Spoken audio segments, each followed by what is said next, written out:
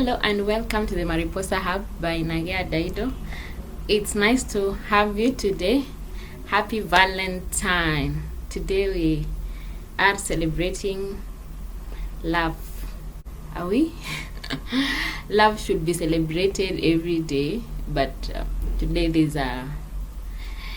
there's more highlights about relationships, love, interactions with people celebrating one another.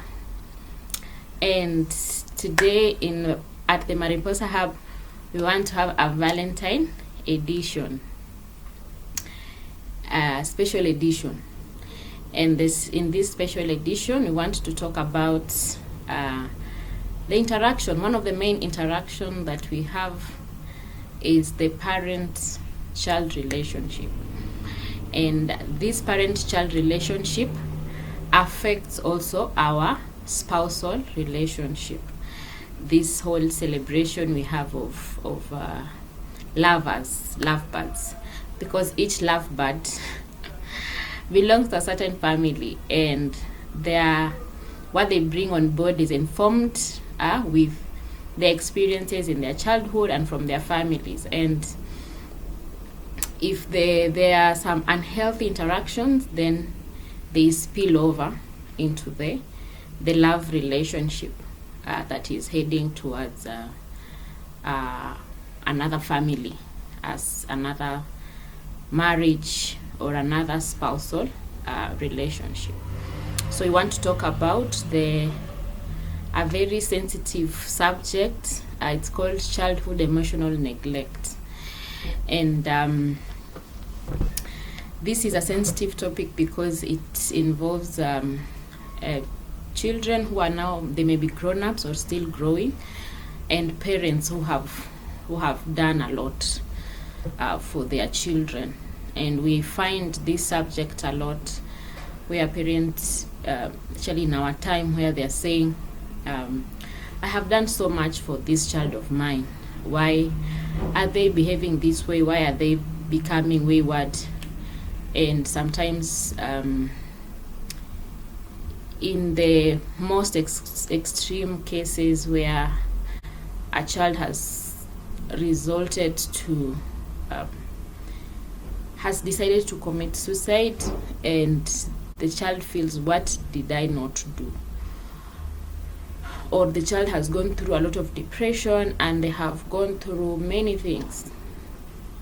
So then the root is not to be established. So the discussions around that, and it can be, the contributing factors may not even now to those extreme cases of suicide or depression or others, but or a child has just become too aggressive and too hostile to the parents or the family home. The family is no longer a safe haven for people to come back to, and now we are wondering how do we restore this kind of issues. Yet the parent has really tried they have tried what they know best to do at their particular circumstances. So how do you overcome this journey as an individual now? As an individual now, you need to learn to start identifying and tracking your feelings. There are online, there are what they call feeling charts, how you're feeling, like if I'm tired, I'm sad, I'm happy. Yes, so there are some charts. Yes, if you're doing therapy, you are assisted. When I was doing therapy, I learned that's one of the things I learned to do, to start tracking how I feel. I may wake up in the morning, I'm okay. Then after 1 hour, I'm not okay. Then now learning how to be okay, like now sad, then now either too sad or now start going up. So you start tracking your feelings and now writing them down. Then you learn how to describe them. Like if it's happy, but then with other words, I'm bubbly, feeling lovely.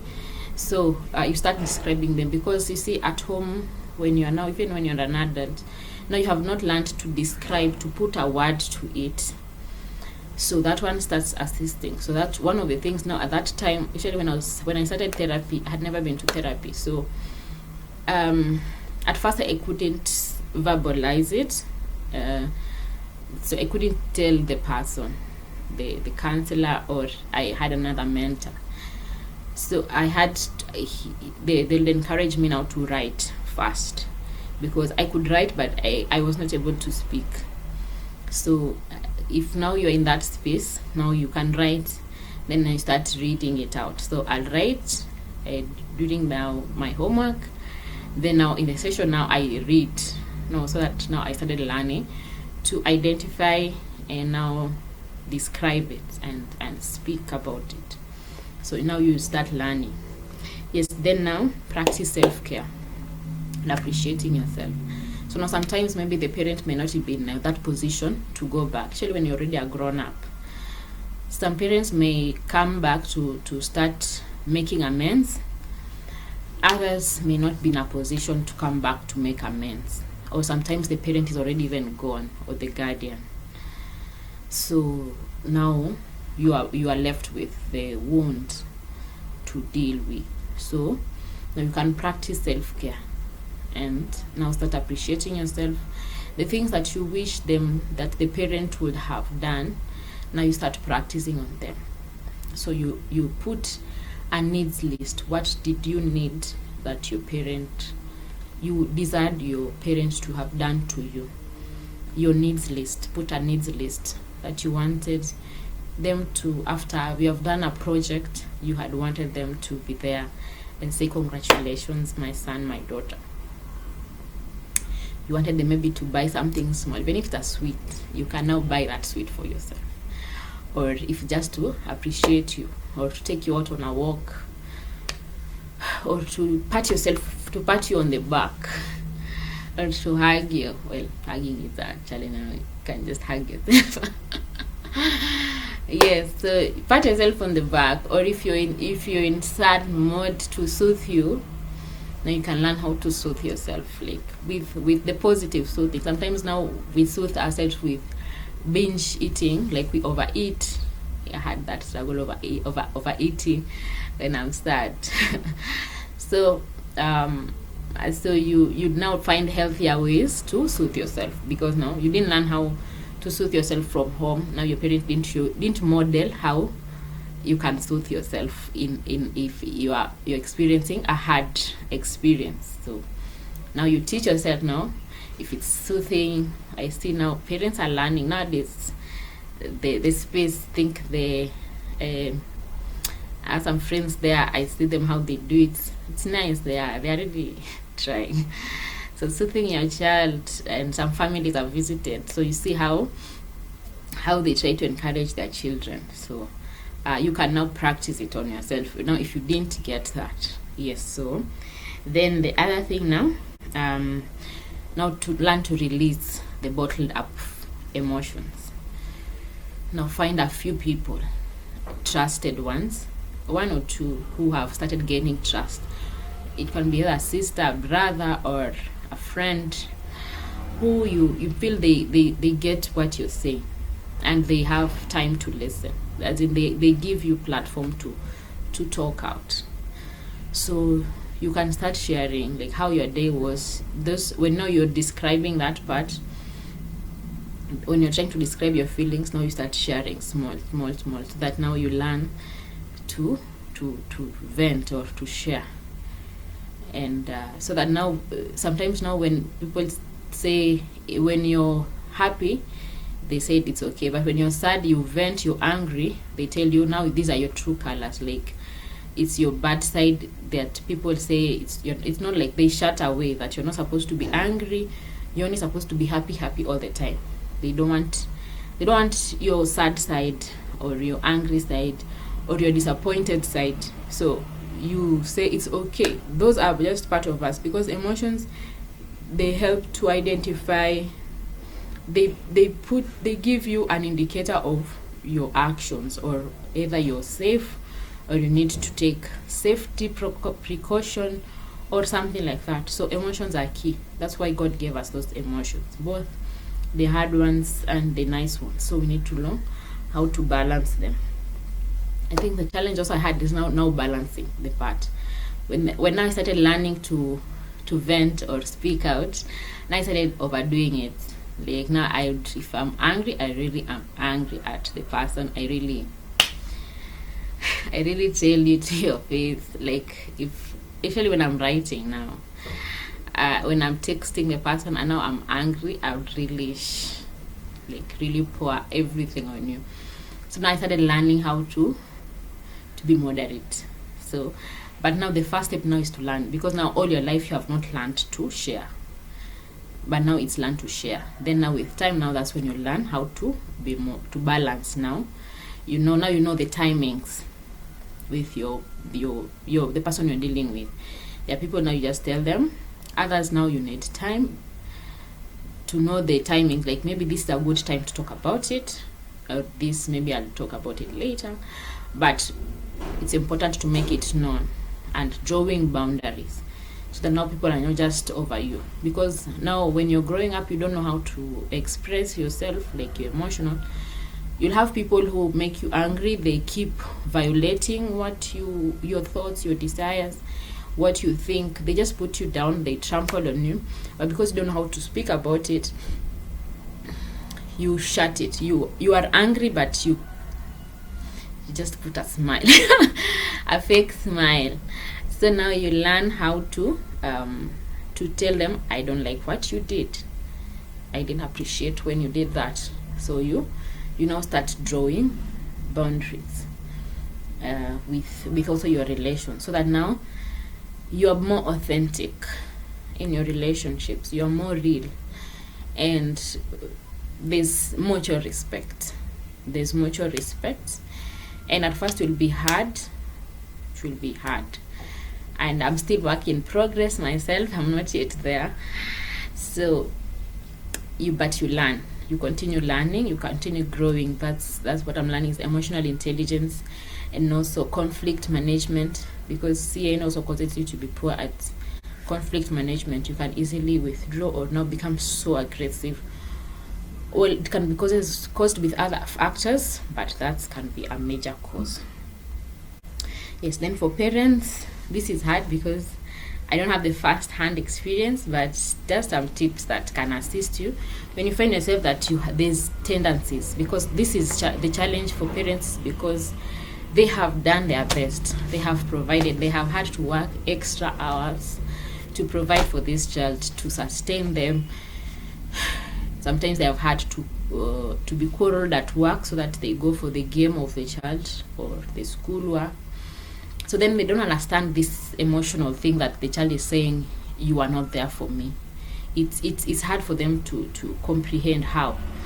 But see, the CEN, the childhood emotional neglect, is something you are not able to do. You didn't note some of those cues. So it's now the first thing is accepting that there's a possibility that it would have happened. In your version, it may be hard to see it, but now to the child, to them, it's a reality that they have lived it for so long. So accepting that there's a possibility that it happened, that's a first step. Then now creating the environment for that safety to talk about it, the emotional environment, and then also not using it against them. That's the other challenge. That yes, you tell the child, talk to me, but then now after that now you are just continuing now hitting on them, like, oh, you need it, blaming, judging, like critiquing. Now it's double the effect before we began. So the safety environment too, like it's okay to share even those hard emotions. That one is very helpful for both the child and the parent, and it thrives the home. Someone looks forward to come home, because sometimes when now the child are grown, they abandon the family, they abandon the parents or the guardians, because like never again. I know it becomes a challenge now on both. The relationship is too strained. Yes, so especially when sometimes now when the relationship is too strained, now involving a therapist can come in to assist in bridging, and also asking God for healing, both for the parent and also for the child, because some of this is especially when the relationship is so broken. Now God needs to intervene to both heal the child and to heal the parent, so that the harmony again can come. Because also the child, maybe they are an adult, they have also perpetrated it in their own family, they have become an emotionally neglectful spouse, so the cycle is continuing. So just to ask God for that healing. Then outdoor activities, they can also work, or even those inside homes, those both. That's I think I'm trying to learn those ones. They can assist, so that now it livens up, so that it's not every time that we are only talking about academics, about jobs, or like there's more to life and the person than just jobs and academics and all. Like now just a lively moment, like yes, over meals, over a game, like you're riding a bike in the park, or in the like Arboretum, these places that we go, like Uhuru Park if you're in Nairobi. These places, even if they are free, you can have these outdoor moments. They can help to liven up the relationship. Then learning to appreciate.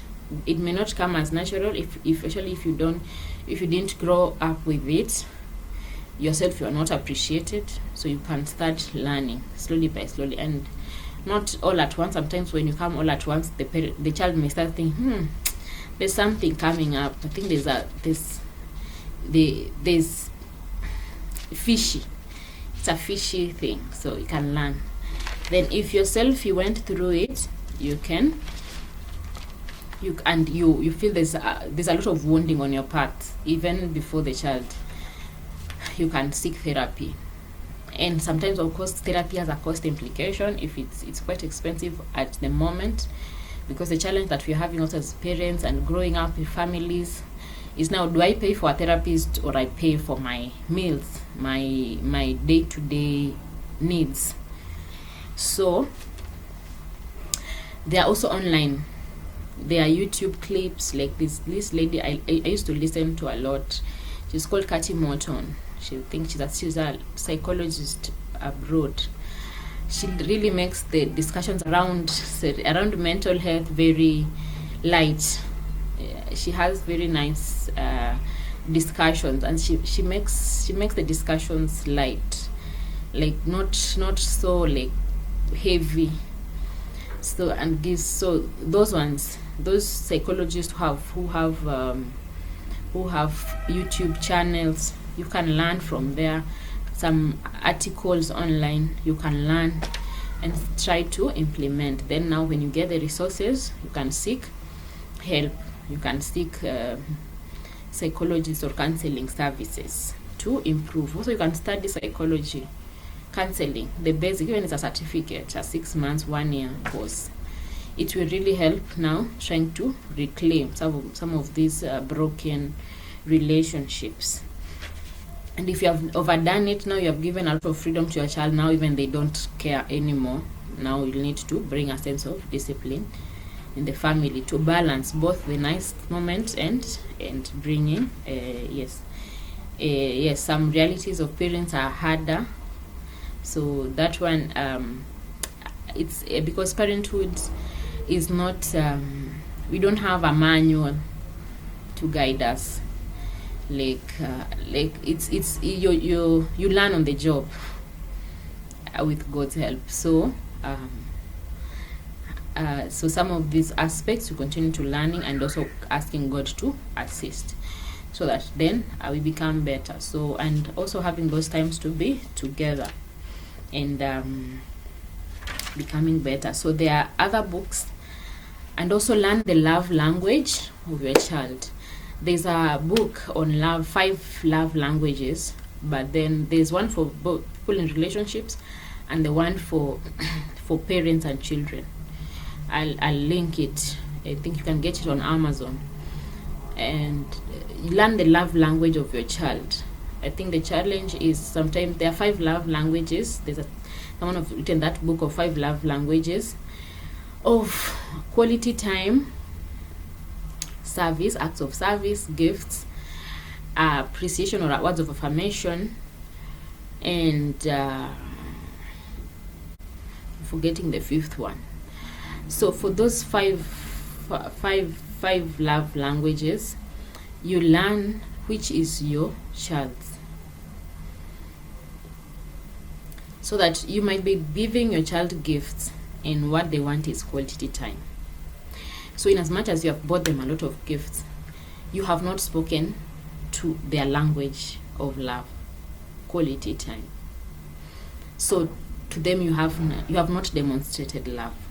So you can bring all the love, all the gifts that you want, you have had to give, you have bought, but because you have not set time to have those meaningful discussions, then to them they'll still feel not loved. I hope it's coming out. Or if the love language of your child is acts of service, like you're helping them out with a few things, and you are doing another love language, there's normally a primary and a secondary language. So if you're not demonstrating the other love language, then your child will still feel empty. They have not received it. Or if their primary love language of your child is words of affirmation, and you're doing gifts, and they want to speak it, they want to hear those words, they want you to affirm them, like, I appreciate you, you're doing well, keep up. You're not speaking those words, then even if you bring them a gift, their primary language has not been spoken to, so they still feel, I don't think my parent really sees my language. So it's upon also the child to learn their language, so that now they see, they communicate it. Or you are the child, the parent also, you learn your language sometimes, because most of the time we project our language to other people instead of learning their language and speaking into their love language. Yes, so learn the love language of your child, and now speak that language to them. It will really start helping, improving the relationship. Yes, there are books. There's a book on CEN, CEN, Childhood Emotional Neglect, by Dr. Johnny's Webb.